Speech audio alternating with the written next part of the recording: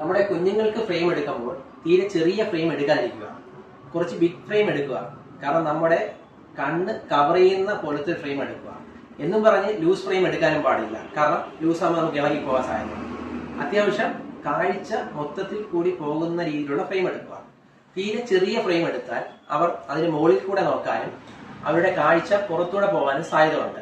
അതുകൊണ്ട് കുറച്ച് സൈസ് കൂടിയ ഫ്രെയിം എടുക്കുക.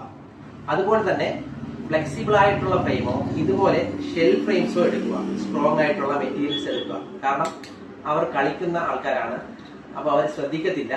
അപ്പം ഫ്രെയിം തറയിൽ വീഴാം, ചവിട്ടാം. അപ്പം പെട്ടെന്ന് പൊട്ടാത്ത ടൈപ്പ് ഫ്രെയിം എടുക്കാൻ എപ്പോഴും ശ്രദ്ധിക്കുക.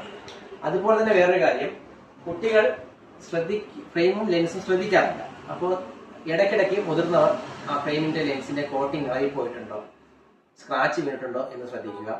അങ്ങനെ ഉണ്ടെങ്കിൽ ഉറപ്പായിട്ടും ആ ലെൻസ് റീപ്ലേസ് ചെയ്ത് പുതിയ ലെൻസ് മാറിക്കൊടുക്കുക. സ്ക്രാച്ചായ ലെൻസുകളും കോട്ടിങ് പോയ ലെൻസുകളും ഒരിക്കലും കുട്ടികൾ ഉപയോഗിക്കാൻ പാടില്ല.